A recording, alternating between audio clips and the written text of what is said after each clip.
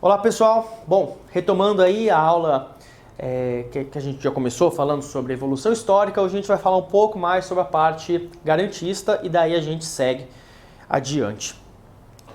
Bom, trouxe para vocês já o que foi o período tutelar, menorista, da situação irregular e já apontei para vocês o que seria o que viria adiante, proteção integral, etapa garantista, algo que superaria as arbitrariedades próprias desse período menorista.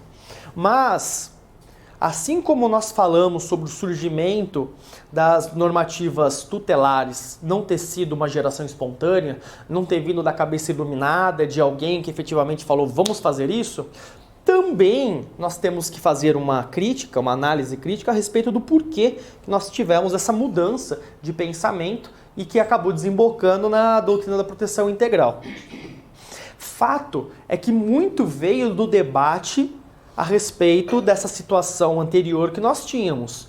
Uma situação de exploração, de exclusão, de divisão de classes de crianças, então nem toda criança era menor, apesar de todo menor ser uma criança. Nós tínhamos situações em que criavam uma distinção totalmente precária ali, então isso com certeza gerou indignação por parte de vários setores da sociedade, não necessariamente setores da sociedade pobres, alguns setores também mais favorecidos, principalmente quando a gente for ver a questão de adoção. Existem alguns institutos muito próprios.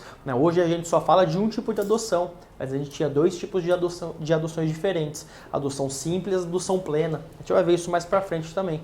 Nós vamos ver algumas questões relacionadas à tutela, à guarda e por aí vai. Então, sim, algumas questões relacionadas ao momento da etapa tutelar geraram ali confrontos, principalmente com a sociedade civil organizada. Aqui no Brasil nós tivemos muitos movimentos que acabaram brigando e fazendo com que mudasse a situação. Na década de 80, como eu trouxe para vocês, teve toda aquela movimentação pelas crianças em situação de rua, que chamou bastante atenção, mas a parte econômica sempre é determinante quando a gente está analisando todas as questões.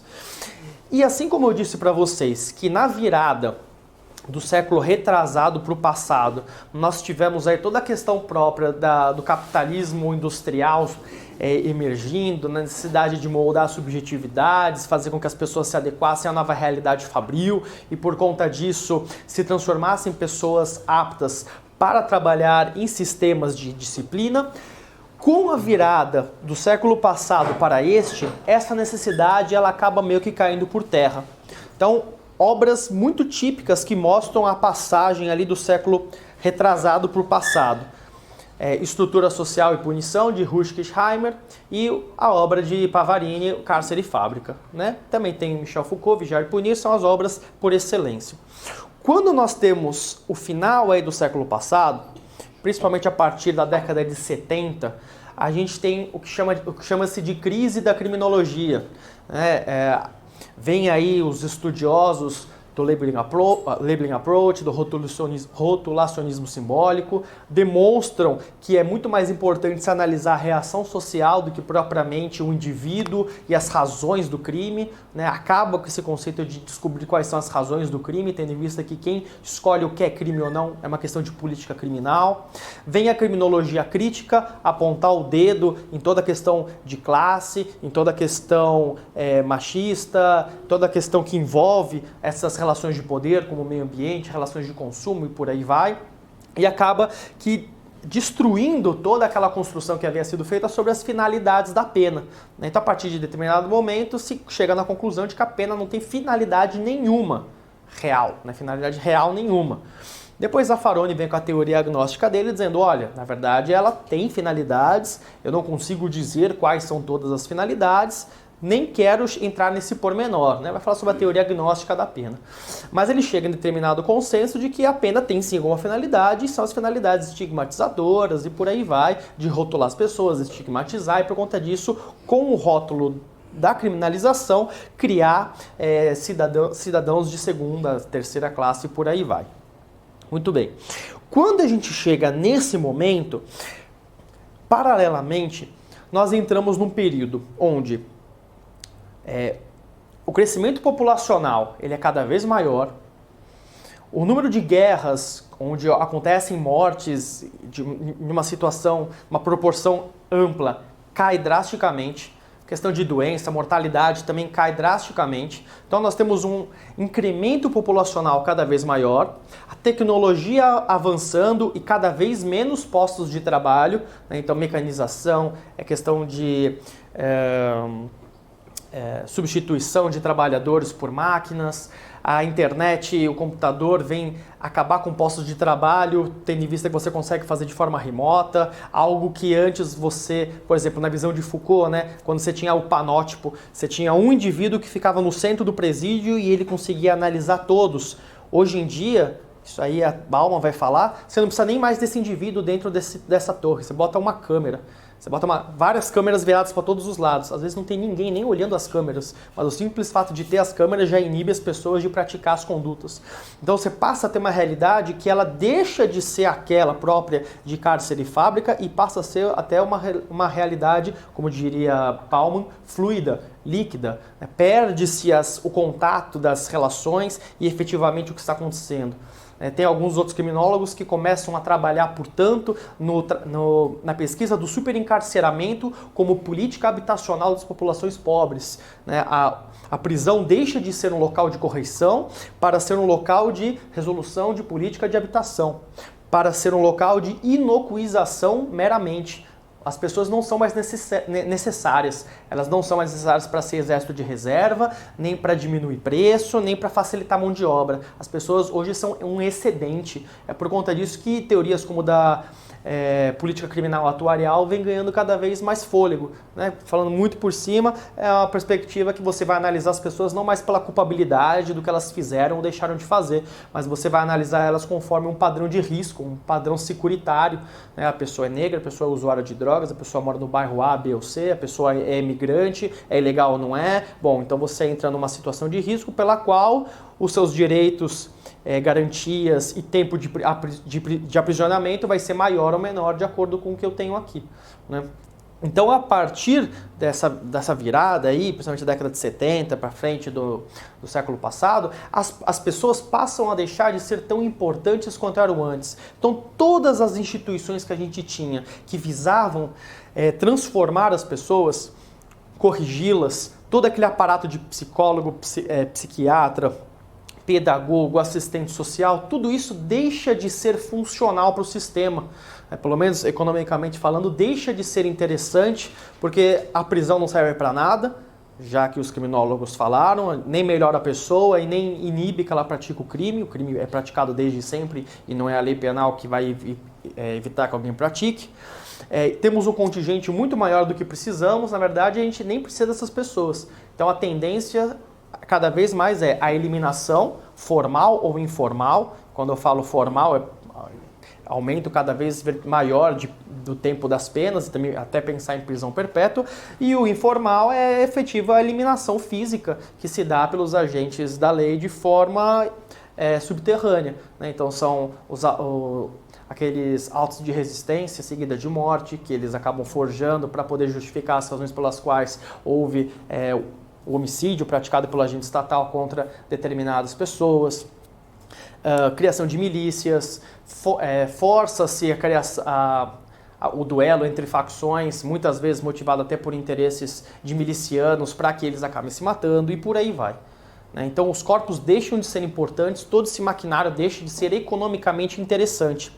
Então, se assim o é, também vai passar a ser no lado da infância e juventude. Abre-se mão desse controle tão rigoroso que você tinha em relação aos saberes auxiliares.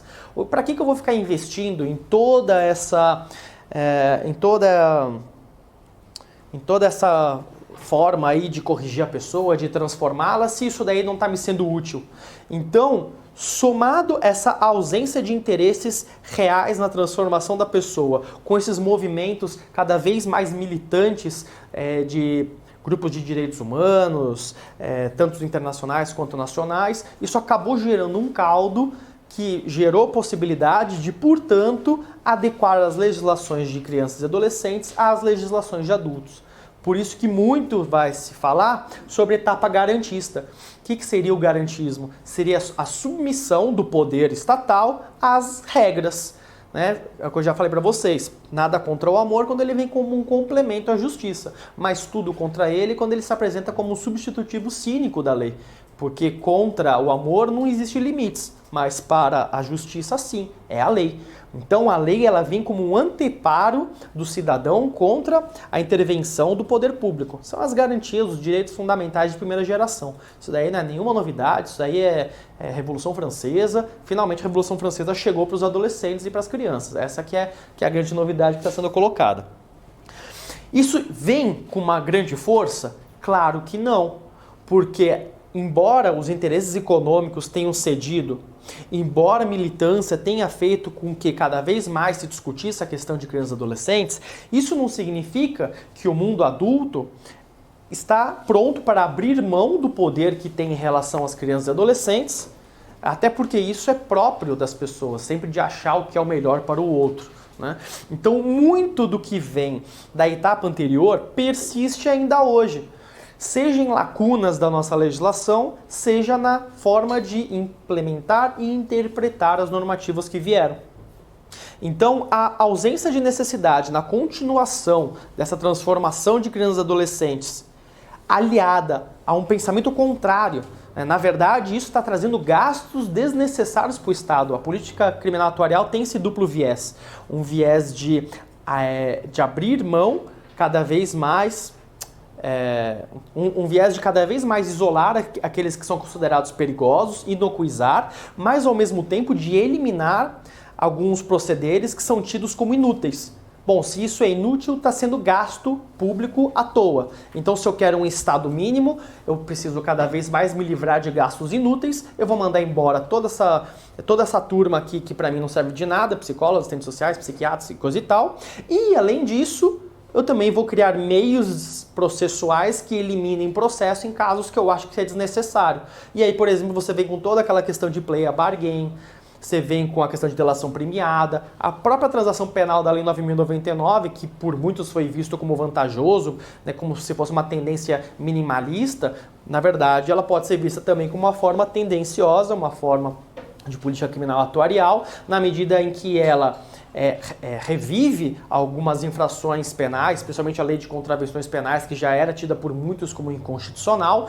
Ela dá força, dá novo vigor para essa legislação e acaba fazendo com que muitos casos que sequer era aplicada a pena voltem a ter certas penas aplicadas, agora sobre os instrumentos de transação penal e suspensão condicional do processo. Isso é bom para o judiciário, porque não tem trabalho, não tem instrução, não tem todo aquele procedimento custoso que um processo tem, porque o processo ele acaba logo numa audiência preliminar, numa audiência de transação, ou mesmo logo após a propositura da denúncia pelo Ministério Público na suspensão condicional do processo, e ao mesmo tempo continua permitindo que o Estado tenha controle das pessoas ao estigmatizá-los. Então, na hora que você estigmatiza eles com a pena, ainda que por meio de transação penal, ou que você aplica a suspensão condicional do processo, ainda que você não tenha nenhuma condenação, isso já é um estigma, já é uma forma de controle para que o Estado, por alguns anos, sei lá, 2 anos de probation, né, de provação ali que você está tendo, ele possa te fiscalizar e possa classificá-lo como alguém perigoso dentro daquele período de 2 anos se você aparecer ali de novo. Então, a política criminal atuarial tem esses dois vieses, né, de restringir, inocuizar as pessoas perigosas e, ao mesmo tempo, liberar, abrir mão aí de pessoas que eles acham que não são tão perigosas assim. Então, tudo que for custo extra, a gente manda embora. Então, acaba tendo uma junção nisso. Muito bem. O professor Emílio Garcia Mendes, aquele professor argentino que eu trouxe para vocês, muito importante, inclusive, na formação do nosso estatuto, ele vem trazer para a gente, isso em 2015, que nós estamos sofrendo aqui no Brasil, não só no Brasil, mas na América Latina de forma geral, uma dupla crise. É a crise de implementação e a crise de interpretação. O que vem a ser essa dupla crise? A crise de implementação é uma crise muito mais econômica.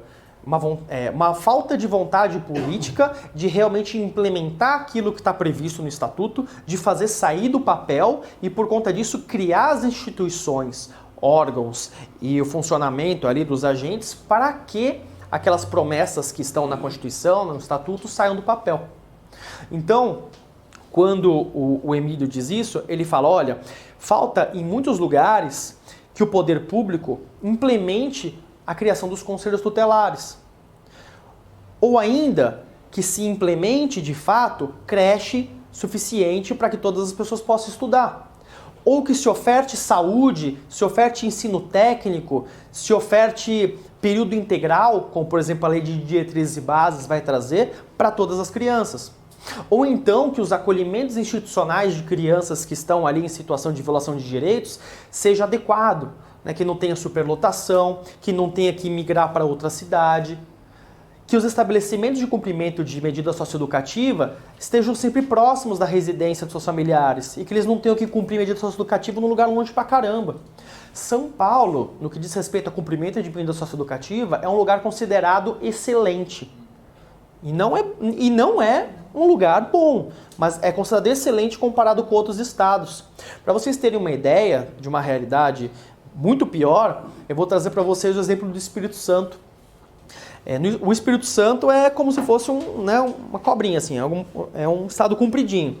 Você tem algumas unidades de internação no norte, algumas no centro e algumas no sul.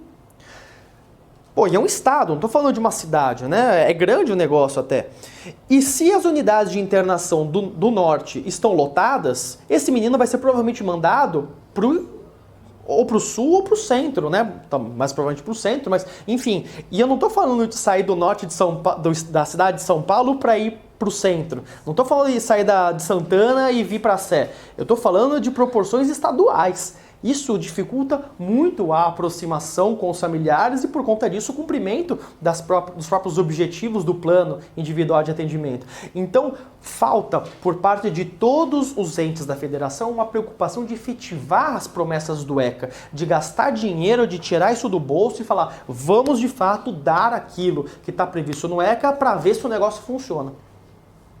E a segunda crise que ele fala é a crise de interpretação. Na visão do Emílio, de nada adianta você ter uma legislação nova, que apresenta um paradigma novo, se ela acaba sendo lida com os mesmos olhos menoristas de antes. Porque se você pega determinada regra e você olha com o olhar menorista de antes, e a gente vai ver isso melhor quando eu falar sobre o princípio do melhor interesse da criança ou melhor interesse do menor, a gente vai perceber que, em nome de uma boa vontade, pode-se fazer qualquer coisa, até acabar com todas as regras que foram colocadas no ECA. Se eventualmente o juiz achar que aquela regra está indo contra o melhor interesse da criança, ele faz o que ele quiser. Esse seria um princípio muito importante que derrogaria qualquer tipo de regra.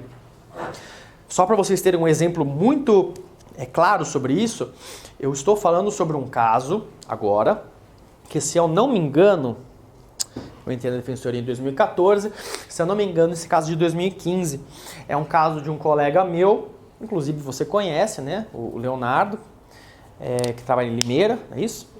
E aí ele teve que entrar com habeas corpus até o STF, porque um menino acusado de porte de drogas para uso pessoal tinha sido internado numa unidade de internação. Provavelmente ele era reincidente, mas a acusação dele era porte de drogas para uso pessoal. Se adulto fosse, a pior pena que ele poderia pegar pelo porte de drogas para uso pessoal é prestação de serviço à comunidade. Essa é a mais gravosa de todas. Mas no caso em concreto, o adolescente foi internado. Isso é contra qualquer situação que nós temos, seja porque coloca ele numa situação mais gravosa do que um adulto, seja porque a própria legislação tem as hipóteses legais de quando alguém pode ser internado. No caso do artigo 122 do Estatuto, quando ele pratica alguma ação com violência ou grave ameaça à pessoa, ou se ele se encontra em reiteração infracional em infrações graves, né? Obviamente, porte de droga para uso pessoal não é uma infração grave, tanto que sequer tem pena de detenção. Quanto menos de reclusão, quanto menos permitiria uma analogia em Malam Partem. E por que ele teve que chegar até o STF para ter a liberdade desse adolescente. Porque todas as instâncias anteriores sobre a justificativa de se estar dando o melhor interesse do adolescente diziam que era mais importante para ele ficar na Fundação Casa, na unidade de internação, cumprindo medida de internação, do que solto, tendo em vista que ele estava num circuito de drogadição e que se ele fosse colocado em liberdade, ele iria voltar para esse circuito, por conta disso ficar na unidade de internação era melhor para ele, melhor para seus interesses, porque assim ele ficaria longe da droga e ele poderia, portanto, superar esse vício. Olha que bonito, né? Os relatórios podem mencionar direto no braço falando sobre isso, para pedir na provisória, para dar internação definitiva, dizendo que o adolescente usava droga, era melhor ele ficar internado na fundação do que voltar para o local. Então, que legal. Então você supre... Assistente social. Então, você supre um problema de saúde com encarceramento das pessoas. É o Estado dizendo que é ineficaz, que é ineficiente em prestar o tratamento de saúde e, por conta disso, a solução é deixá-lo preso. É uma subversão tão grande da lógica que chega a ser bizarra. É algo próprio da etapa menorista, né? Você colocava em instituições totais não apenas aquele que teria infringido uma norma, mas todos aqueles que estivessem em situação irregular. Bom, está em situação irregular, vou colocar numa instituição. Os pais não dão conta, vou fazer isso. Então percebam, a leitura que é feita da normativa de hoje, por muitos, ainda é uma leitura tutelar, menorista. Uma leitura que é muito mais o arbítrio, a vontade pessoal, do que o efetivo cumprimento da lei. Às vezes a gente encontra até mesmo algum tipo de interpretação assim em relação aos adultos, principalmente quando a gente fala de pessoas em sofrimentos psiquiátricos. É muito comum a gente ver a mesma linha de raciocínio quando a gente fala de medida de segurança. Então, medida de segurança não tem tempo determinado, lá não tem aplicação de prescrição, não tem indulto, não tem progressão de regime, porque lá é em benefício dele. Mas, por outro lado, tem que ficar ali um período mínimo de 1 ano. Como que você compatibiliza isso? A permanência mínima dele de 1 ano em estabelecimento de saúde, porque é um benefício para ele, com todo o discurso que você coloca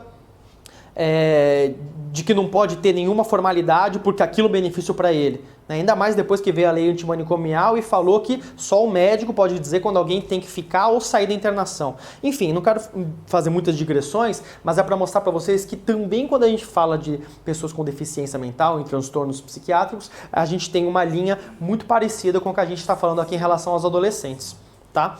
Então, muito ainda se interpreta dessa forma. Então, o Emílio fala o seguinte, é uma dupla crise que nós temos. A crise de implementação e a crise de interpretação. A crise de interpretação é fazer uma leitura das novas legislações ainda com os olhos do velho pensamento menorista. E o que isso acaba gerando? Isso acaba gerando uma sensação de que nada funciona, pedidos cada vez mais recorrentes de alteração da lei, de mudança de estatuto, o estatuto é frouxo, não sei o que lá, quando em verdade nós nunca tivemos uma efetiva aplicação da legislação.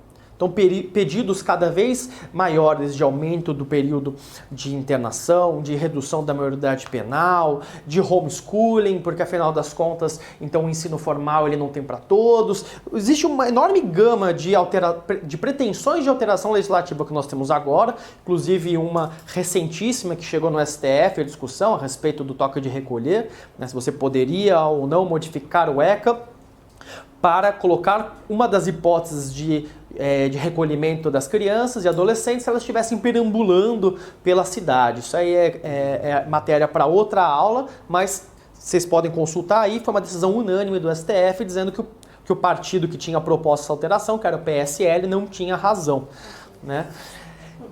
Dê uma olhada, até para vocês já ficarem preparados para a próxima aula, sobre a questão da perambulação de crianças e adolescentes, recolhimento forçado, mesmo contra a vontade deles. Isso aí a gente vai ver depois, vai falar um pouco sobre rolezinho, vai falar um pouco sobre toque de recolher e por aí vai. Então, é o problema de você ler as novas legislações com o mesmo olhar antigo. Enquanto não se mudar isso, nunca a gente vai ter uma implementação correta da etapa garantista. E por isso que é mais difícil ainda nós termos a aplicação da etapa garantista do que quando a gente teve a aplicação da etapa tutelar. Quando veio a etapa tutelar, ela era uma consequência lógica da mudança econômica que nós tínhamos. Então as engrenagens funcionaram muito rápido para que tudo entrasse nos eixos.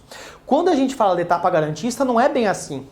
Não há um movimento econômico que exige que isso aconteça. O que aconteceu foi um afrouxamento das regras economicistas, que não precisam mais de todo aquele aparato, e toda uma vontade militante de fazer com que crianças e adolescentes se enquadrem também nas mesmas garantias dos adultos. Então não há uma obrigatoriedade econômica de que isso funcione. Simplesmente deixa-se de operar e por conta disso abre-se a possibilidade a intérpretes de se levar para essa nova sistemática. Por isso que é muito mais difícil de nós implementarmos essa etapa do que foi a implementação da etapa anterior.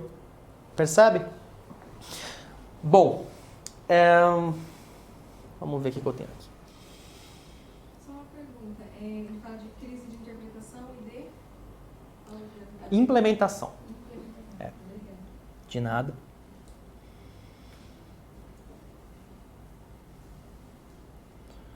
Bom, eu coloquei uns testes aqui, eu volto neles depois se der tempo. Qualquer jeito vocês vão ter acesso a isso. Antes de entrar na normativa internacional, mais uma coisa. Sobre a entrada em vigor aí da doutrina da proteção integral do nosso ordenamento jurídico. Bom, o primeiro país de que se tem conhecimento no mundo a integrar no seu ordenamento jurídico a doutrina da proteção integral foi o Brasil. Nós estamos na frente, somos pioneiros. Palmas para nós nesse aspecto. Pelo menos a nossa legislação. Por que isso? Porque já vinha se discutindo, conforme a gente vai ver aqui no cenário internacional, há anos, a elaboração das premissas do que viria a se transformar na doutrina da proteção integral e, portanto, na etapa garantista. Só de se lembrar que a Convenção Internacional dos Direitos da Criança veio aí à tona em 1989.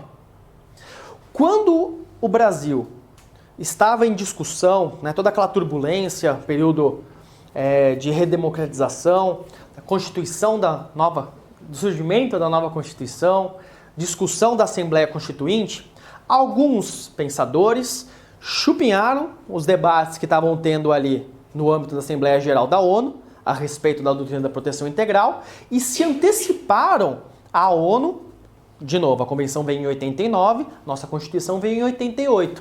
E acabou antecipando, lá no artigo 227, aquilo que é a premissa de tudo que vai se constituir a partir daí da doutrina da proteção integral. A pedra de toque, que costuma se dizer, é não mais a distinção entre crianças, menores e por aí vai, classes diferentes, mas compreender crianças e adolescentes como pessoas em uma fase especial de desenvolvimento.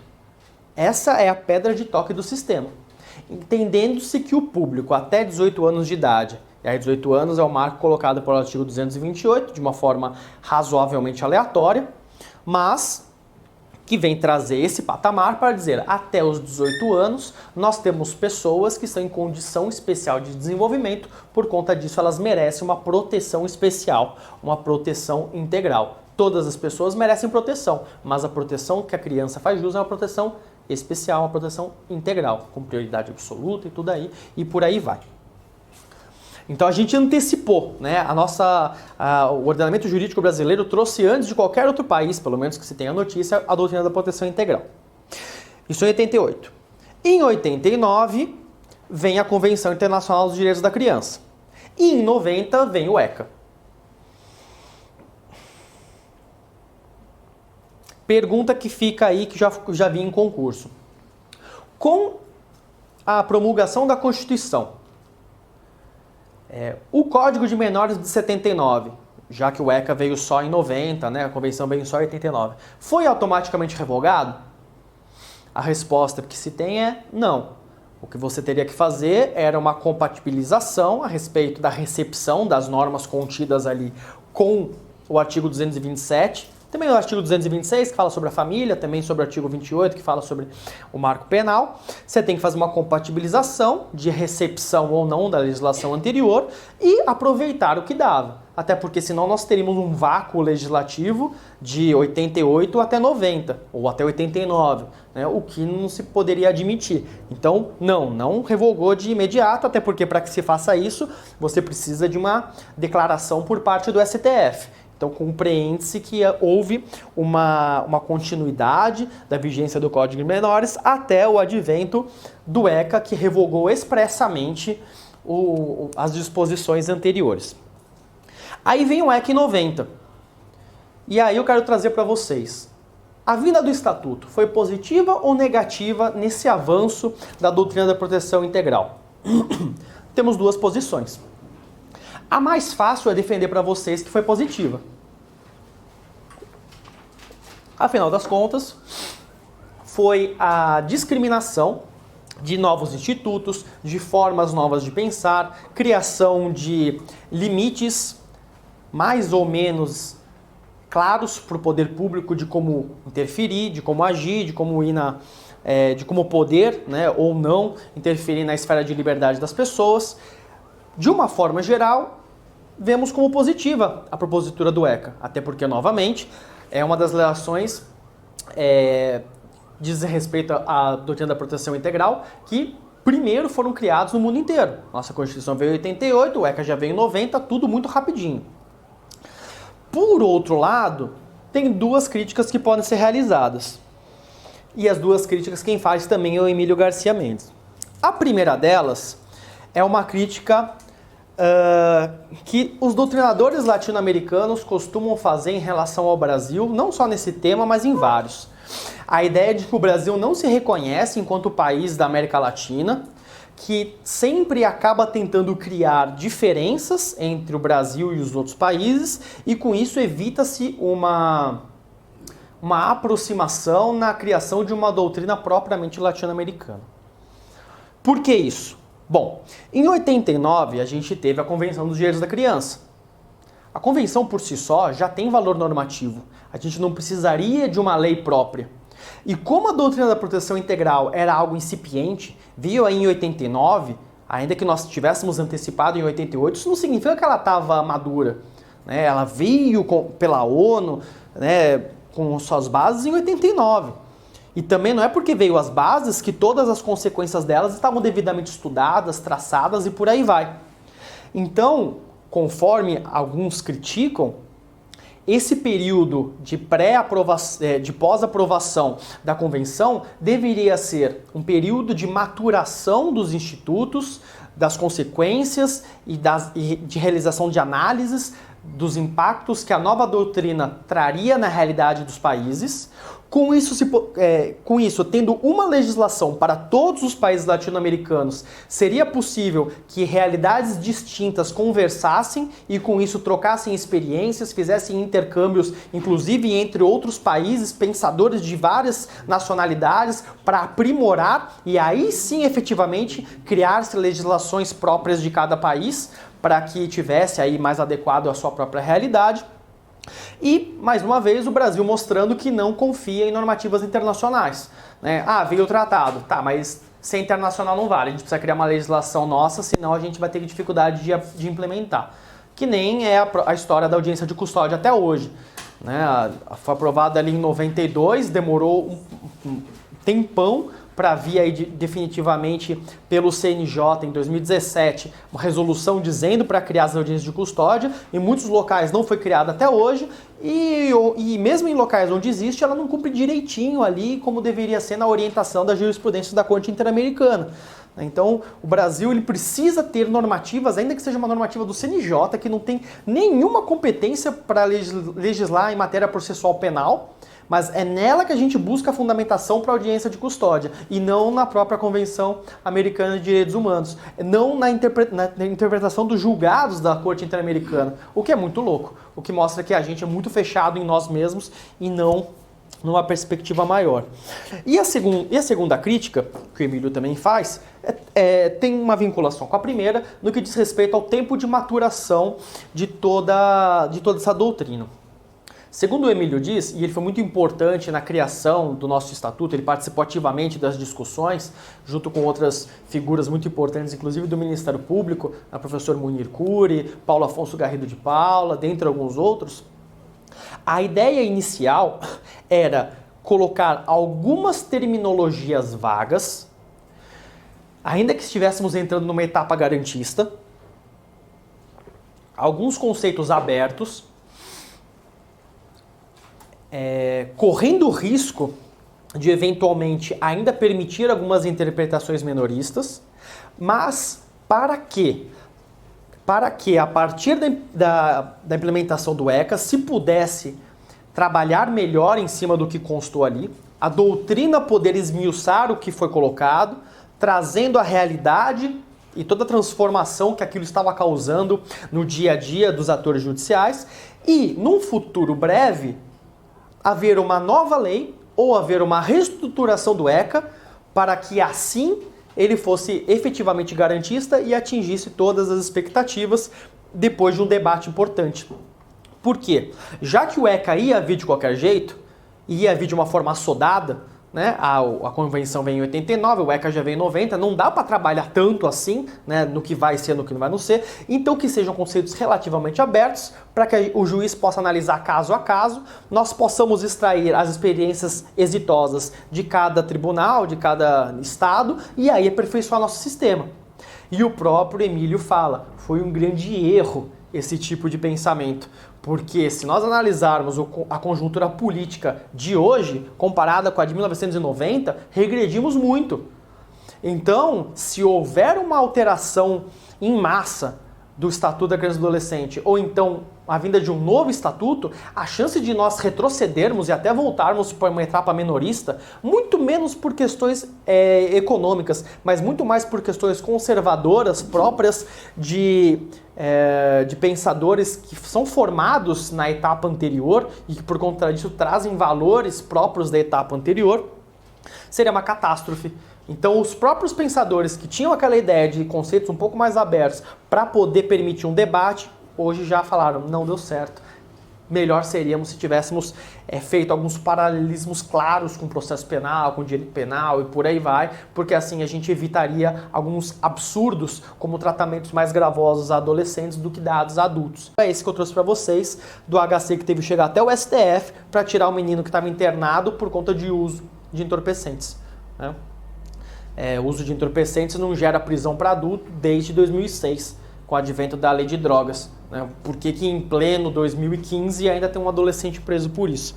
Então existe essa crítica, né? O Estatuto ele pode ser visto como uma excelente legislação que vem aí trazendo uma nova etapa, por conta disso eu acho todas aquelas vantagens mais ou menos óbvias que você consegue ver, mas por outro lado também tem todas essas crises próprias do assodamento, da ausência de tempo de maturação, e por conta disso o ECA está longe de ser uma lei maravilhosa. O ECA é uma lei muito lacunosa e, por ser lacunosa, permite momentos de arbítrio. E quando você permite o arbítrio, você permite toda essa interpretação menorista, tá? E eu já vou antecipar porque eu acho que vale a pena. Quando a gente analisa o princípio do melhor interesse da criança, a gente precisa fazer uma análise histórica também, né? Como que surgiu esse princípio? E o princípio do melhor interesse da criança, ele está previsto lá no artigo 100 do Estatuto da Criança e do Adolescente. É um dos princípios daquele rol do parágrafo único. Só que se vocês forem dar uma olhada, e eu sempre aconselho vocês a analisarem, quando vocês estão lendo as leis, quando que surgiu, tá? Qual foi a alteração, em que ano que veio, até para saber se aquilo é original ou se foi implementado posteriormente. Se foi posteriormente, a chance de ser uma porcaria é muito grande. Porque você vai fazendo reformas em cima de reformas e você perde o pensamento originário. Então acaba-se tendo bastantes problemas em relação a isso. E o princípio do melhor interesse da criança, ele vem como uma reforma. Ele vem em 2009, salvo o melhor juízo, com a Lei 12.010 de 2009. Que é a lei da convivência familiar, que é uma lei muito positiva, trouxe vários avanços, mas também trouxe essa porcaria. O princípio do melhor interesse da criança, que, como já adiantei para vocês, não veio originalmente no Estatuto. Porque o princípio do melhor interesse da criança é tudo e ao mesmo tempo não é nada. O que é o melhor interesse? Bom, quando a gente fala de doutrina da proteção integral, a gente está falando de direitos. A palavra interesse, ela não é uma palavra do garantismo. Ela não é uma palavra da proteção integral. Porque a proteção integral, veja bem, é a proteção integral dos direitos da criança e do adolescente. E não a proteção integral do adolescente e da criança. Porque se a gente fala proteção integral da criança e do adolescente, o que é a proteção da criança e do adolescente? Cada um vai ter a sua interpretação. Quando a gente fala proteção integral dos direitos da criança e do adolescente, a gente deixa de ter uma análise subjetiva do que é protegê-la e passa a ter o objetivo, né, de proteger aquilo que a lei diz que é o direito da criança e do adolescente. Se nós fizermos uma leitura direto, no melhor interesse, doutrina da proteção da criança, só que eu tiro esse do direito, você cai na mesma leitura da situação irregular, onde cada juiz vai ter a sua leitura de o que é o melhor que protege e por conta disso cai por terra, a gente tem uma volta ao sistema da situação irregular. Daí que é proteção integral dos direitos da criança e do adolescente. Quando a gente fala melhor interesse, o que é interesse? Na doutrina da proteção integral a gente lida com direitos. Interesse é qualquer coisa. Interesse é manifestação de vontade, né? A gente não sabe muito bem o que é interesse. Interesse é uma coisa meio, sei lá, gelatinosa, né? A gente não sabe colocar os contornos, dizer onde que acaba, onde que começa o interesse. Então, a palavra interesse não é uma palavra própria da doutrina da proteção integral. Salvo o melhor juízo, a expressão melhor interesse do menor surge em 59 com a Declaração Universal dos Direitos da Criança da ONU. É a primeira vez que surge esse conceito, o princípio do melhor interesse do menor. Perceba, ela surge num contexto tutelar, num contexto menorista, ainda que essa declaração já seja um embrião daquilo que vai acabar se transformando depois na proteção integral. Mas surge aí numa etapa que não é uma etapa onde a doutrina da proteção integral está formada. E aí, esse princípio também acaba aparecendo de forma equivocada na Convenção Internacional dos Direitos da Criança. E aí, em 2009, quando tem a reforma do ECA, da Lei de Convivência Familiar, eles introduzem esse princípio dentro do ECA. João Batista Costa Saraiva diz que o princípio do melhor interesse da criança é o verdadeiro cavalo de Troia do sistema garantista. Isso porque ele se apresenta como um princípio que vem aí para auxiliar, para ajudar, para melhorar a interpretação, né, como algo positivo. É muito difícil você, num debate mais amplo, raso, com a sociedade civil, ou então com pessoas que não são tão voltadas ao direito, né, pessoal da assistência social e tudo mais, você vê alguém achando ruim falar sobre o melhor interesse de criança e adolescente. Poxa, é bonito isso, né? Pô, a gente tem que lutar pelo melhor interesse. Claro, que bonito isso. Então, se apresenta como um verdadeiro presente. Né? O cavalo de Troia, para quem não lembra, é aquela história grega em que eu não lembro que cidade para cidade que era, mas enfim, se ofereceu o cavalo para a cidade de Troia, supostamente como um presente para para ser uma trégua da guerra que existia lá, só que dentro desse cavalo tinha um monte de soldados que assim que caiu a noite e todo mundo foi dormir, os soldados saíram do cavalo e mataram todo mundo na cidade. Né? Então é algo que se apresenta como bonito, mas que no final das contas destrói o sistema por dentro. O princípio do melhor interesse da criança se apresenta como algo bonito, mas na prática, como que ele acaba sendo utilizado? Pensa-se no melhor interesse da criança como o norte interpretativo de todo o sistema, e assim que você vislumbra uma regra que colide frontalmente no seu pensamento, né, no pensamento do intérprete, com aquilo que ele tem por melhor interesse do adolescente, ele afasta a regra e aplica o que ele acha que tem que aplicar. O caso da internação do menino por porte de drogas é e é algo que a gente pode perceber que é absolutamente prejudicial à sua liberdade. Mas eu vou pegar outros casos em que isso não se apresenta de forma tão prejudicial. Por exemplo, já adiantando aqui um pouquinho a matéria, a adoção. Não existe nada em relação à adoção que o STJ já não tenha relativizado. Tudo. o STJ já relativizou, já disse que é possível, ainda que em situações excepcionais, né, mas sempre por conta do melhor interesse da criança. Já se autorizou a adoção feita por irmãos, já se autorizou a adoção feita por avó, já se autorizou a adoção feita por pessoa que havia falecido, ainda que não tivesse proposto no momento em que estava vivo a ação. Já se autorizou a destituição do poder familiar e a consolidação da adoção para os pretendentes à adoção, no caso em que a mãe havia dito que concordava com a entrega da criança, mesmo que tenha se provado que essa vontade foi feita por coação física e moral, dentre inúmeras outras questões que já foram relativizadas. Possibilidade de adoção fora do cadastro de adoção e fora das hipóteses legais de adoção intuito persona. E, enfim, são inúmeros casos. São casos que talvez, no caso em concreto, a gente fale, nossa, mas isso efetivamente é bom para a criança. Né? Poxa, uma situação, aquela situação própria em que a avó adotou, poxa, mas a criança reconhecia a avó como mãe. A diferença de idade entre mãe e filha era muito pequena, acho que até a mãe tinha falecido. Poxa, nesse caso, por que o direito não poderia fazer isso, né? Aí você passa por cima. Tudo bem, nesse caso pode fazer. Aí você vê o caso dos irmãos. Poxa, mas olha só, é família, por que a gente não autoriza a adoção? Também há um reconhecimento aqui de filiação.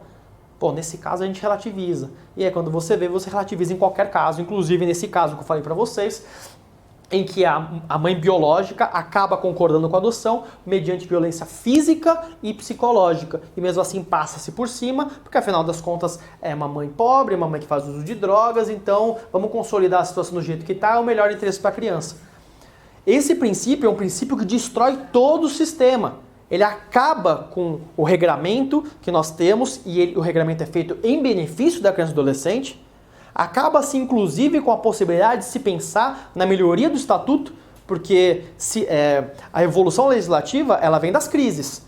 Pô, isso aqui é uma crise, logo nós temos que resolver, vamos mudar a lei. Não, acabou, não existe crise, você faz o que você quiser. Então, ainda que situações particulares, como algumas aí, principalmente a adoção fora do cadastro, adoções irregulares, adoção à brasileira, muitas vezes é algo que é positivo mesmo para a criança, ainda que tenha sido aquele típico caso do namorado aí da mulher que para se mostrar, coisa e tal, mostrar que o relacionamento é sério, ele vai lá e, pô, vou bancar a sua criança, né? E vai lá e registra no seu nome a criança mesmo sabendo que não é seu filho. Né? Pô, isso aí é crime, tá? Na legislação penal, mas enfim, dane-se que é crime, isso até é bom para a criança. Mas enfim, para a nossa legislação isso não é possível. Mas fazendo uma interpretação melhor em termos da criança, muitos casos têm passado. Então, ao invés de se realizar uma modificação legislativa, regulamentando, inclusive até talvez reconhecendo a inconstitucionalidade dessa norma penal, não, passa-se por cima de tudo. Então, esse é um princípio que ele vem como um cavalo de Troia. Se apresenta como algo benéfico, mas na realidade permite você fazer a leitura do Código de Menores, que permite um arbítrio quase que supremo. Você permite qualquer coisa dependendo da cabeça do juiz. Podem ser coisas que, de fato, sejam para o seu cliente, né, para a pessoa que você defende, para a criança, seja lá para quem for, positivas, pode não ser. E esse é o problema do arbítrio. Você nunca sabe o limite daquilo que pode ser dado. Que horas que é o intervalo? 9 horas? Ah, então tem bastante aula. Muito bom. Muito bem. Vamos cair aqui mais propriamente na história da normativa internacional que nós temos, que é o ponto número 2, normalmente dos editais de vocês. Primeiro antecedente que se pensa quando se fala em doutrina da proteção integral. Declaração de Genebra de 1924. Pô, Jean, mas espera aí, você está falando que a doutrina da situação irregular, você falou para mim aí que o menorismo veio no Brasil em 27, com a consolidação das normativas que tinha. Como você está me falando que em 24 já tem algo da doutrina da proteção integral? Pois é, por isso que eu falei, é um embrião do que viria a se transformar na doutrina da proteção integral. Ainda não é. Nós não podemos dizer que a Declaração de Genebra de 24 é norma fundante da doutrina da proteção integral, mas é um antecedente que inaugura a formação do pensamento daquilo que viria a se tornar mais para frente doutrina da proteção integral. A Declaração de Genebra de 24, que é a Declaração Universal dos Direitos da Criança de Genebra, mas para não confundir com o que vai vir depois, costuma se chamar tão apenas de Declaração de Genebra de 24, não teve praticamente qualquer influência na discussão do que estava acontecendo na época. Tínhamos uma influência muito forte do pensamento menorista. Lembrem-se do Congresso de Paris de 1911, que eu trouxe para vocês, que fundou os princípios do direito de menores, que estava se apresentando aí. A Declaração de Genebra, ela vem apresentar aqueles que seriam alguns direitos dos menores. Também falar sobre educação, vem falar sobre proibição de matarem crianças, direito à vida, simplesmente uma declaração sobre algumas coisas que deveriam ser observadas. A Liga das Nações, que é o órgão responsável pela elaboração da Declaração de Genebra, logo após ela veio a se dissolver, né? Ou melhor ainda, ela veio se transformar no que gerou a ONU depois. Então, até mesmo pelo insucesso da Liga das Nações, isso daí não teve muita repercussão. Em 59, nós tivemos aí a Declaração Universal dos Direitos da Criança, de 59, que foi elaborada na Assembleia Geral da ONU.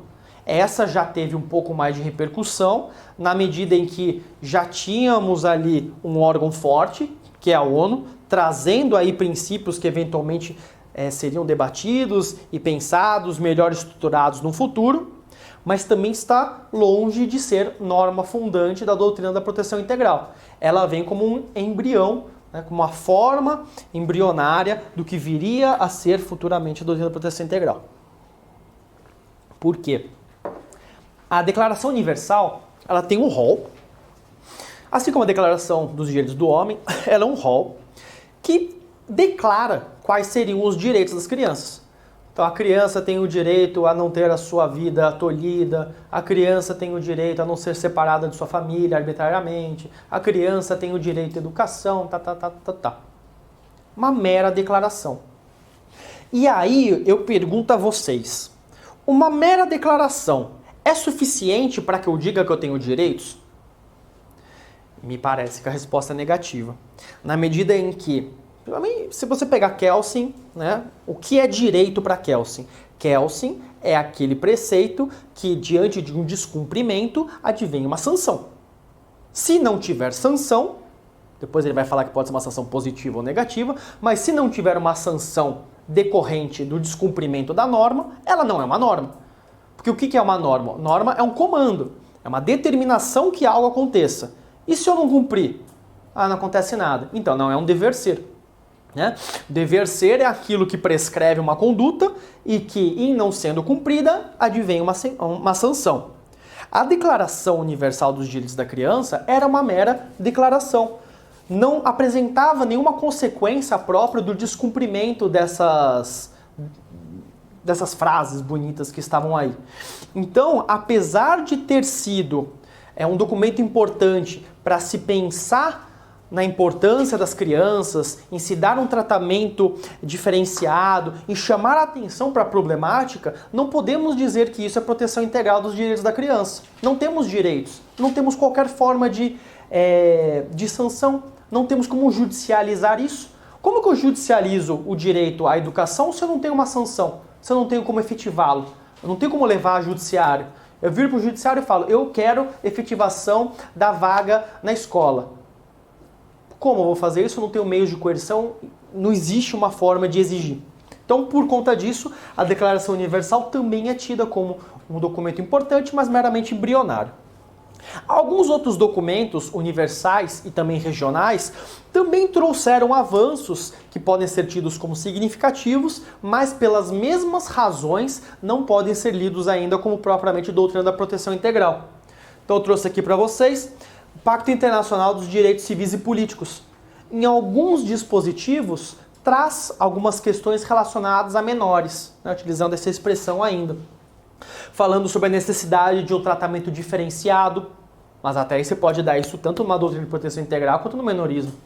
Falando sobre a importância e a necessidade de nome e nacionalidade, proibição de pena de morte. A proibição de pena de morte você tinha até no direito, na etapa penal indiferenciada, né? Simplesmente você está dando uma atenuante, assim como a gente tem a atenuante atenuante genérica do artigo que fala sobre a diminuição de pena, né, entre 18 e 21 anos, coisa e tal. Então são algumas questões que chamam a atenção em documentos universais, em atenção às crianças e adolescentes, chamados ainda de menores, mas que não geram qualquer tipo de consequência, não existe uma coerção, não existe nada que efetivamente transforme aquilo em algo imperativo. Coloco aqui para vocês também, como vocês ou já devem saber, ou vou ver melhor ainda nas aulas de direitos humanos, cada tratado de direitos humanos no âmbito da ONU tem um comitê respectivo. E esse comitê respectivo, ele é responsável por fazer a fiscalização do cumprimento das determinações que estão previstas ali nos seus tratados, e também a elaboração de recomendações, observações gerais, enfim, trazer daquelas pessoas que são as mais entendidas no assunto, por fazerem parte do comitê da ONU que elaborou esse pacto e tudo mais, aquilo que seria tido como interpretação autêntica do pacto. Então, com a interpretação dada por aqueles que seriam os gestores do comitê próprio desse pacto, se daria um norte mais definido do que simplesmente a letra do tratado, para que os Estados-partes soubessem um norte interpretativo a ser dado. O comitê do Pacto Internacional dos Direitos Civis e Políticos, se eu não me engano, ele não surgiu com o pacto, ele veio posteriormente, tá? Ele não veio junto aí em 69. Mas enfim, existem algumas observações gerais elaboradas no âmbito desse pacto que dizem respeito às crianças e adolescentes. Até porque, como eu falei para vocês, que existem algumas normativas nesse pacto que tratam sobre eles, também existem alguns comentários interpretativos sobre eles. Então eu destaco aqui só para vocês terem essa ideia, o número 17 de 89, que ele fala sobre o artigo 24 do Pacto Internacional dos Direitos Civis e Políticos, que é aquele que fala que é necessário dar um tratamento diferenciado. Então vejam como é importante o avanço que é dado por esse pacto e também pela sua observação geral, mas como ele não chega a ser algo revolucionário para a etapa garantista. Vou ler aqui com vocês. Tá em espanhol, vou traduzindo aí, né? Não obstante, posto que é frequente que o pai e a mãe exerçam um emprego remunerado fora do lugar, as informações... acho que está faltando uma coisa. Los informes dos Estados-partes... As informações que os Estados-partes prestam para o comitê devem ser precisos na forma em como a sociedade, as instituições sociais e o Estado cumprem a sua responsabilidade de ajudar a família no sentido de garantir a proteção da criança. Por outra parte, nos casos em que os pais faltem gravemente a seus deveres ou maltratem ou descuidem das crianças, o Estado deve intervir para restringir o pátrio-poder, poder familiar, né, pátrio-poder na linguagem da época, e a criança pode ser separada de sua família quando as circunstâncias exigirem. Veja, se vocês pegarem esse texto aqui, apesar de ter uma relação com o que a gente vê na etapa garantista, mas também ele tem muita relação com a etapa minorista. Lembra que eu trouxe para vocês que a etapa penal a etapa indiferenciada, ela era muito forte na garantia máxima do pátrio-poder? É o pai que manda em tudo. Ele manda na esposa, ele manda na criança, manda em tudo. Então é importante você ter uma recomendação do órgão da ONU, dizendo que o Estado pode interferir no pátrio-poder. Se o pai não fizer o que tem que fazer, o Estado pode ir lá e pegar a criança. Ainda que os estados têm que dar todo o suporte para os pais para eles cuidarem das crianças. Então não necessariamente é algo que é próprio da nossa, mas é muito importante para dar passos para movimentar. A Convenção Americana dos Direitos Humanos não é um documento próprio também desse momento. Ele basicamente não fala sobre crianças e adolescentes. Ele traz só uma menção lá no artigo 4.5 falando sobre a proibição de pena de morte. O que fala mesmo em âmbito regional sobre os direitos da criança e adolescente é o Protocolo de São Salvador. Curiosamente, nós temos uma situação aqui em que não há, assim como nós temos no âmbito internacional a Convenção Internacional dos Direitos da Criança, nós não temos uma convenção respectiva em âmbito regional. E normalmente a gente tem isso. né? A gente vê a questão racial, a questão da tortura, diversos tratados de direitos humanos nós temos em âmbito da ONU e também um em âmbito regional. E no que diz respeito a crianças e adolescentes, não. E a gente pode perceber, inclusive, estava discutindo esses dias isso com o Caio Paiva, porque ele veio conversar comigo e falou assim, pô, Jean, eu entendo, né? Você bate tanto na tecla de não usar terminologia menor, coisa e tal, eu acho que você está correto, mas você não acha que isso é um preciosismo muito grande? Porque as próprias decisões da Corte Interamericana usam o termo menor indiscriminadamente. E aí eu falei pra ele, oi? E aí eu falei pra ele, infelizmente, porque os juízes da Corte Interamericana não sabem direito as questões relacionadas à criança e adolescente. Não é à toa que nós não temos uma convenção própria em âmbito regional.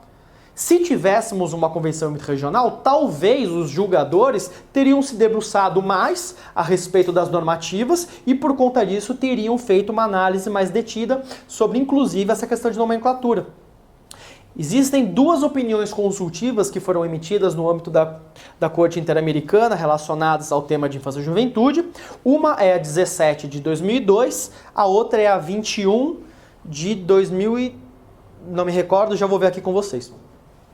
E na 17 de 2002, eles chegam a tratar sobre essa questão da nomenclatura. Na verdade, eles não chegam a tratar, mas o Estado que fez a consulta chega a, na sua introdução, fazer a distinção e, por conta disso, inclusive, reforçar o porquê que deveria vir aí uma consulta dizendo sobre os tratamentos que deveriam ser dados à criança e adolescente. Basicamente, a opinião consultiva 17 de 2002 fala sobre o tratamento diferenciado que tem que ser dado a crianças e adolescentes.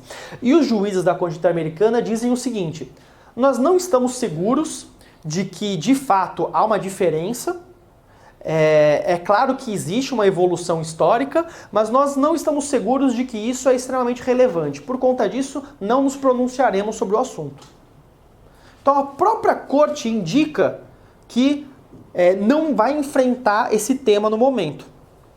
Em nenhuma situação eles deixam de se atentar aos direitos, a dar uma interpretação conforme a etapa garantista, mas em nenhum momento eles se detiveram a analisar a questão terminológica e os impactos que isso podem gerar de uma forma simbólica ou real na leitura, na doutrina e por aí vai. Então é por isso que a Corte Interamericana ainda utiliza muitas vezes o termo menor. Se bem que, e eu trouxe isso para o Caio na situação, é falso dizer que a Corte Interamericana utiliza o termo menor.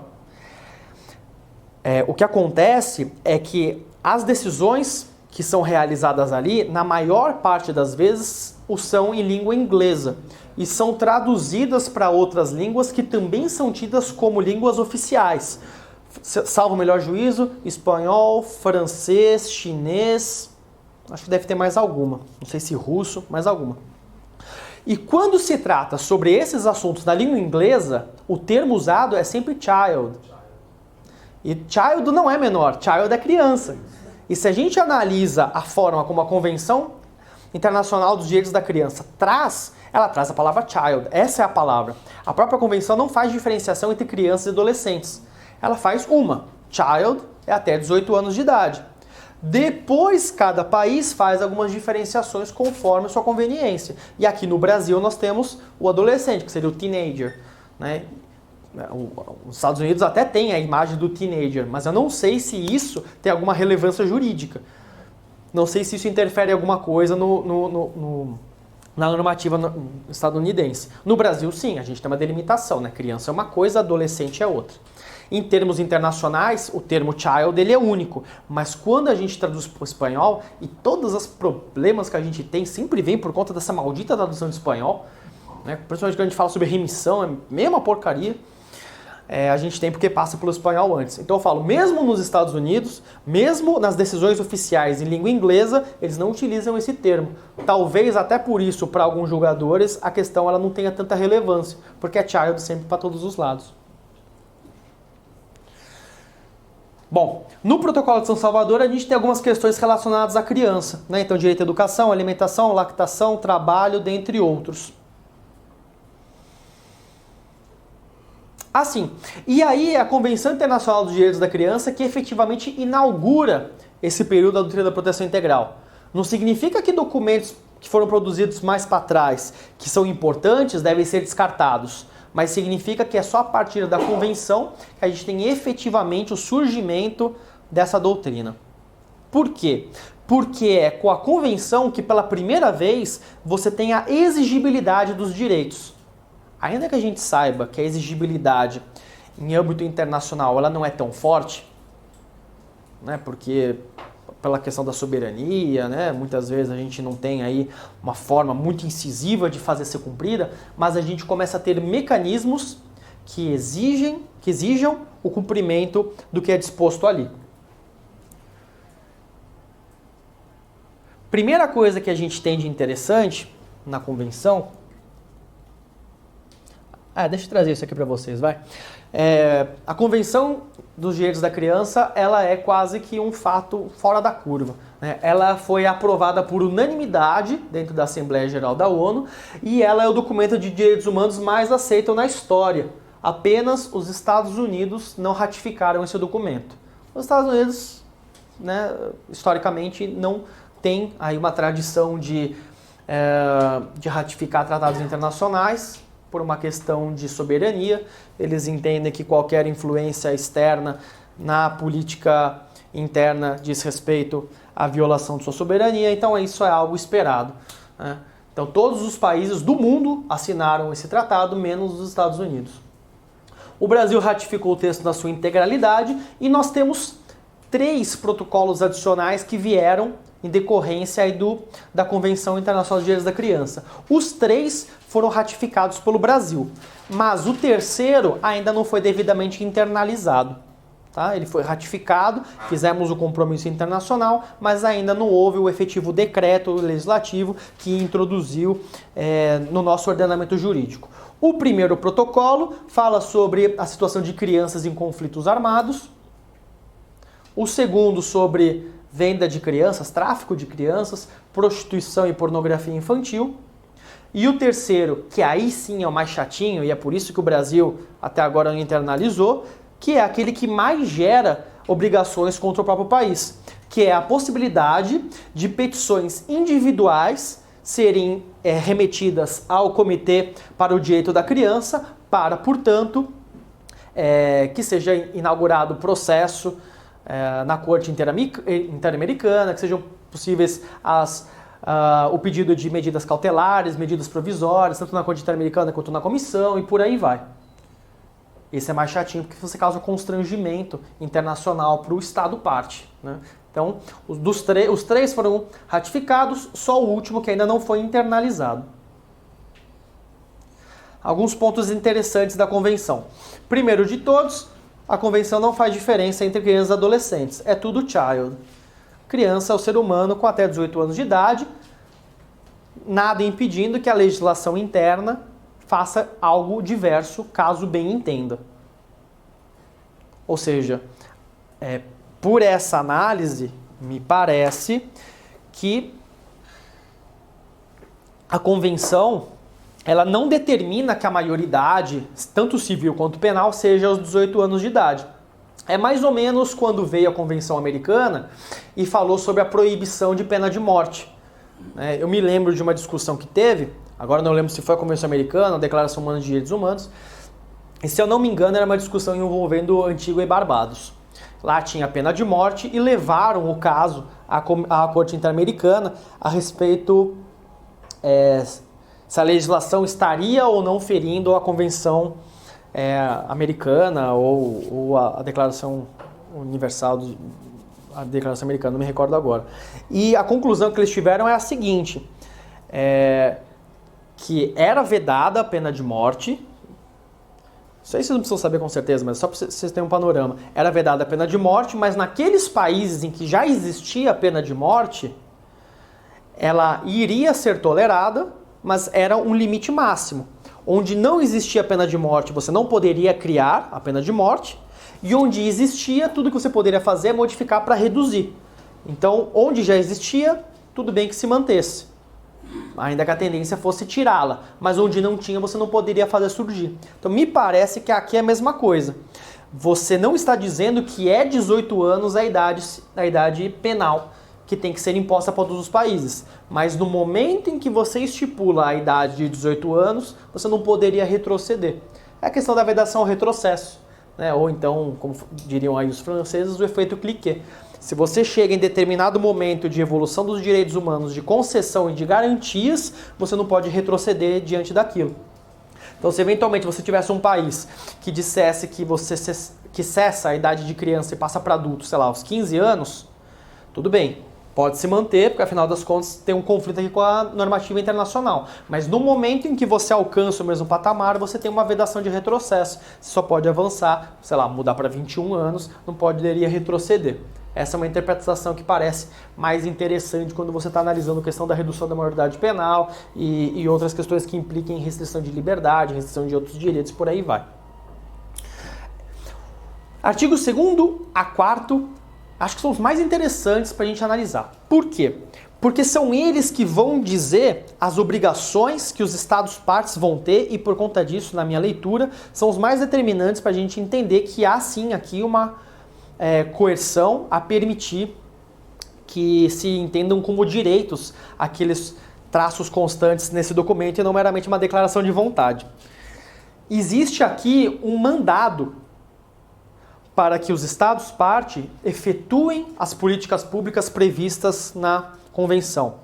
Existe inclusive um mandado legislativo para que os Estados-partes criem leis que se adequem à nova realidade proposta pela Convenção.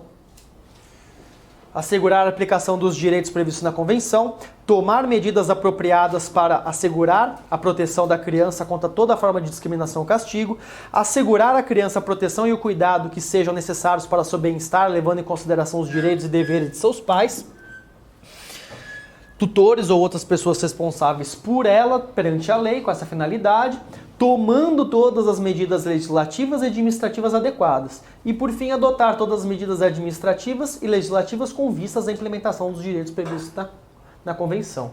A Convenção diz o seguinte: Estado-parte, você quer ratificar essa Convenção? Então, se você ratificar, você está obrigado a mudar a sua lei. Obrigado a mudar o seu executivo, a forma de você lidar com elas e assegurar, portanto, o zelo pelos direitos da criança, ainda que seja contra a vontade dos pais. E se não fizer isso? Bom, aí tem a questão do constrangimento internacional que pode ser realizado, denúncia do tratado e por aí vai.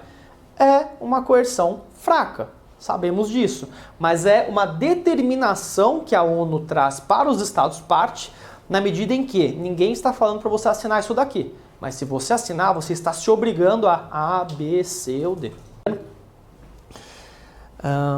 Acho que tá um repeteco, né? Legal. Gosto muito desse comentário geral aqui da ONU, do Pacto Internacional dos Direitos Econômicos, Sociais e Culturais. Esse comentário geral não é específico sobre uma normativa voltada aos direitos de criança e adolescente. Ela é voltada para todas as pessoas. Tanto que eu não coloquei ele ali quando eu estava falando sobre normativas universais que influenciaram na evolução da teoria garantista. Mas, por ser um comentário geral feito em relação ao fornecimento de direitos sociais, e o Pacto Internacional dos Direitos Econômicos, Sociais e Culturais também tem uma determinação igual essa da Convenção dos Direitos da Criança, dizendo que o Estado-parte tem que gastar, tem que criar leis, tem que fazer acontecer, ainda que progressivamente, né? A Procuradoria adora usar essa palavra. Mas é uma determinação que faça. Progressivamente não significa estar inerte, significa caminhar. E é por isso também que a gente pode extrair tanto do PIDESC quanto da Convenção Internacional dos Direitos da Criança a positivação do princípio da vedação ao retrocesso. Tudo que é progressivo anda para frente. Se você está andando para frente, você não tem como retroceder. Então, nunca se pode retroceder. Não estamos falando que tudo tem que ser implementado de um dia para o outro, mas se deu um passo, deve-se fincar aquele passo e só se avançar. É uma luta de trincheiras, né? Você não vai lá e invade tudo de uma vez só. Você avança 5 metros, faz a trincheira. Avança 50 metros, faz outra trincheira e garante o seu. E vai assim por diante. Muito bem. E aí, nesse comentário geral, existem dois itens muito interessantes, o 9 e o 10. Basicamente, o que eles falam é o seguinte, o 9 ele vai dizer basicamente o seguinte, se é progressivo, tem que caminhar, é o que eu falei aqui para vocês. Então, o Estado parte nunca vai poder alegar, por conta da progressividade, a ausência de política pública, a ausência de cumprimento daquele direito que está sendo invocado. Mais ou menos a gente pode falar aí que é a questão do mínimo existencial, né, contra a reserva do possível, e essa discussão. O mínimo existencial você tem que garantir, né, o mínimo ali possível para você poder se reconhecer e se realizar enquanto ser humano. Né? O princípio da dignidade da pessoa humana é aquilo que vai dizer qual que é o mínimo existencial, aquilo que te permite se compreender dentro daquela sociedade como alguém incluída minimamente dentro do funcionamento da sociedade. Então, nós não estamos falando de uma plena realização imediata daquele direito social, mas uma progressividade. E impõe-se a obrigação de agir tão rápido e efetivamente quanto possível na direção àquela meta. Então se fala, olha, a gente entende que não existe almoço de graça. Né? É muito fácil você garantir direitos de primeira geração, direitos liberais, né, os direitos de liberdade. É simplesmente você não fazer. Ou deveria ser fácil. Né? Não matar. Beleza, não vou ter o comportamento ativo de matar. Não restringir liberdade. Não vou te levar arbitrariamente ao cárcere. Agora, dar educação, dar saúde, moradia, assistência social, alimentação digna, tudo isso envolve recursos. Então, sabendo disso, temos que incentivar cada vez mais a progredir. E o item 10 é muito interessante. Eu cortei só um pedacinho, depois se vocês quiserem, vocês leiam. Obriga o Estado parte a tomar as medidas necessárias até o máximo de seus recursos, para que um Estado parte atribua seu fracasso em cumprir seu núcleo mínimo de obrigações à falta de recursos disponíveis. Ele deve demonstrar que todo o esforço foi feito para usar todos os recursos que estão à disposição no empenho para satisfazer, com matéria de prioridade, essas obrigações mínimas. Aqui eu estou até já antecipando um pouco o que a gente vai falar quando a gente analisar o direito à educação e o direito à saúde. Por isso que eu já estou antecipando, não vou repetir, então prestem atenção para que não fique repetitivo. Quando estamos falando de direitos prestacionais, muitas são as teses normalmente elencadas pela Procuradoria para evitar que o autor, a criança, tenha sucesso na sua demanda. Né? Então, você vai entrar com uma ação de obtenção de determinado tratamento de saúde, e aí eles vão utilizar como um dos argumentos cabíveis a reserva do possível. Olha, esse tratamento ele é muito custoso, ou então nós temos uma listagem de quais são os tratamentos que são ofertados, e se a gente extravasar essa listagem, isso num caso em concreto pode não parecer muito, mas num caso amplo pode ser muito, e aí a gente vai ter prejuízos econômicos e tudo mais. É a questão da reserva do possível. Não temos dinheiro para arcar com uma universalidade da saúde conforme o SUS prevê. Entendemos toda a progressividade, mas nós colocamos o limite aqui, não temos como avançar agora. Muito bem. Eu costumo dizer que o argumento da reserva do possível é o único argumento que, para mim, faz sentido e que deve ser analisado pelo julgador com cuidado quando ele está analisando a questão de direitos prestacionais. Todo o resto, não. A gente vai ver depois. Vai alegar interferência do judiciário no executivo, vai alegar ausência de lei orçamentária, vai alegar um monte de coisa. Para mim, a reserva do possível é a única que faz algum sentido. Por quê? Justamente porque não existe almoço de graça. Né? Não surge de forma mágica as prestações que vão ser dadas. Até porque dentro do sistema econômico que a gente vive, a desigualdade social ela é pressuposta. Tem que ter o miserável para você ter o podre de rico, né? Senão a gente tem uma sociedade tudo igualitária. Se todo mundo é igual, se todo mundo tem as mesmas possibilidades, se todo mundo tem as mesmas condições, você não tem o rico. Porque se você tem o rico, você tem que ter alguém que tem menos condições do que ele. Então o sistema é desigual, o sistema pressupõe que você tenha classes sociais diversas. Então, se você não tem condições de dar tudo para todas as pessoas, você tem que analisar no caso em concreto. Mas essa diretriz aqui que o comitê do PIDESC dá, ela é fantástica, na medida em que diz o seguinte: A tese da reserva do possível, ela é justa. Mas, então, é você, Estado parte do tratado, que tem que provar, no caso em concreto, que você não tem condições financeiras de arcar com esse direito. É uma inversão do ônus da prova. Não é o autor que tem que provar que o Estado tem as condições financeiras. É o Estado, de forma genérica, município, Estado, União, que tem que provar que não tem condições. E se pararem para pensar, isso é extremamente lógico. Porque quando a gente está falando sobre processo civil, nós temos que lembrar que a parte demandada, ela tem algumas formas de resposta. Uma delas é a resposta em forma de contestação. E que dentro de uma contestação, a pessoa pode apresentar defesas diretas e indiretas. Defesa direta é aquela que ataca diretamente o argumento apresentado pelo autor. E defesa indireta é aquela que não ataca diretamente o argumento do autor, às vezes até reconhece o direito sustentado pelo autor, mas que traz uma justificativa do porquê aquilo não pode ser atendido. Então é uma causa modificativa, extintiva ou suspensiva do direito. Então, exemplos de defesas indiretas, a gente pode colocar tanto as preliminares ao mérito, existe uma nulidade, existe uma prescrição, existe uma decadência, seja lá o que for. Você não está atacando o direito, você está atacando circunstâncias que permitam a análise do direito, ainda que a decadência seja questão relacionada ao direito, mas enfim, é aquela polêmica toda. E situações como essa que eu estou dizendo para vocês. O ente vira e fala, eu não nego que o fulano tenha direito ao tratamento. Ele trouxe aí o laudo médico, dizendo a doença, ele trouxe o laudo dizendo da necessidade, ele trouxe a normativa em que ele se enquadra, mas eu não tenho condições financeiras. Então, qual que é a regra de quem alega algo novo? Recai sobre ele o ônus da prova. Então, se você traz uma defesa direta, quem tem que provar é quem alegou inicialmente. Mas se você traz uma defesa indireta, ou seja, trazendo fatos novos, isso não só faz com que o ônus da prova seja seu, como autoriza a apresentação de réplica. Porque para cada fato novo você tem, então, uma resposta nova.